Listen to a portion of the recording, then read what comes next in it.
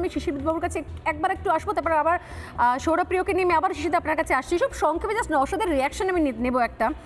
এটা তো আমরা শুনে শুনে বড় হয়ে গেলাম, মানে এটা তো রিসেন্ট টাইমে প্রায় সব থেকে বড় জনপ্রিয় একটা মজার জোক হয়ে রয়েছে, যে মজার কথা আর কি, যে অনেকেই মানে ভোট দিতে আসেন কিন্তু তার দাদু বা ঠাকুমার সঙ্গে দেখা হয় না। প্রতিবার নাকি শোনেন ভোট দিতে আসছেন কিন্তু তারপর ফিরে যান, দেখা হয় না, তারা নাকি ভোট দিয়ে চলে যান যিনি হয়তো 5-10 বছর আগে মারা গিয়েছেন। নওশাদ একটা কথা বললেন, আমি ওই যেটা বললাম আপনাদেরকে, যে এই বিজেপি বিরোধিতা হোক বা তৃণমূল বিরোধিতা হোক, যাই হোক, একজন সচেতন নাগরিক কি চান? ভোটার তালিকা সংশোধিত হোক না হোক না, সংশোধন হওয়াটা কতটা জরুরি এই মুহূর্তে, কি বলবেন শিশিরবাবু? স্বর্ণালী, অনিক দত্ত একটা বই করেছিলেন ভূতের ভবিষ্যৎ।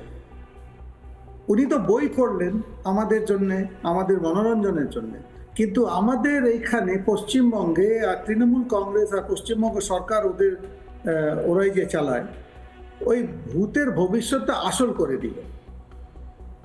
আমাদের এখানে ভূতেরও ভবিষ্যৎ আছে কেন? ভূত গিয়ে ভোট দেয়। আমরা বিজেপি 44,000 পৃষ্ঠার নথি দিয়েছি ইলেকশন কমিশনে, সিও দপ্তরে, যেখানে ডুপ্লিকেট অ্যান্ড ডেড ভোটার্স ওরা বিএলওদের কাছে পাঠালো, মানে ডিইওর কাছে পাঠালো, ডিইও বিএলওদের কাছে পাঠালো, এক লাইনে উত্তর সব ডিইও কাছ থেকে এলো, দিস ইজ অল ফলস। 17.5 লক্ষ নাম আমরা এক একটা চিহ্নিত করে দিয়েছি, বাট ওরা একটা লাইনে লিখে দিল দিস ইজ অল ফলস।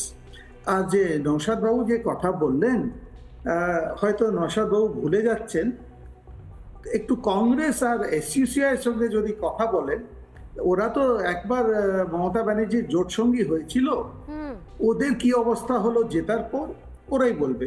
কিন্তু এখন আমি একটাই কথা বলি, বারবার ইনি এটা কেন আটকাচ্ছেন?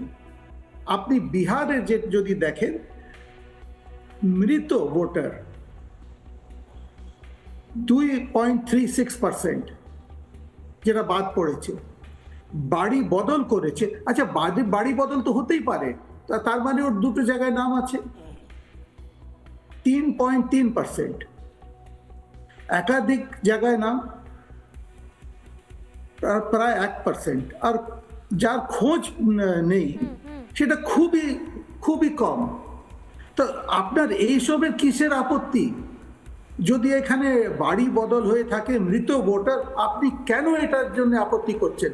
আপনার এখানে সব থেকে বড় আপত্তির কারণটা বলে দিই, যেটা স্বর্ণালী আপনি গোড়াতেই দেখালেন প্যাকেজে। একজন মহিলা বলছেন, তৃণমূলের নেত্রী, বাংলাদেশির একটি ভোট না বাদ যায়, বাংলাদেশির একটি ভোট না বাদ যায়। উনি এটা বলছেন না কোনো কারুর ভোট না বাদ যায়, উনি পরিষ্কার বলছেন বাংলাদেশিদের একটা ভোট বাদ না যায়। এই ধরনের তো ভিডিও আমাদের কাছে অনেক ভিডিও আছে।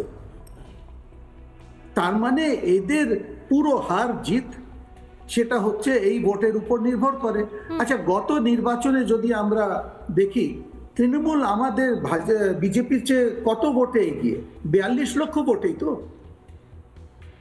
আর এইখানে যেটা আমাদের কাছে তথ্য, প্রায় 80 থেকে 90 লক্ষ ডুপ্লিকেট। আপনারা যেগুলো আইডেন্টিফাই করে তালিকা দিয়েছিলেন, সেই তালিকা দেওয়ার পর কি হলো? সেগুলো কি বাদ গেছে? সেগুলোর উপরে কোনো তদন্ত হয়েছে? সেই তারা আদৌ কেউ আছে কিনা, সেই অ্যাড্রেসে কেউ রয়েছে কিনা, সেরকম কোনো তদন্ত হয়েছে? তারপর আপনারা যে নাম অ্যাড্রেস করে দিয়েছিলেন, তার এক লাইনে সব ডিওর উত্তর এলো, আমরা এটা খাতিয়ে দেখেছি, কোনো তথ্য, কোনো সততা পাইনি, মানে উড়িয়ে দিল।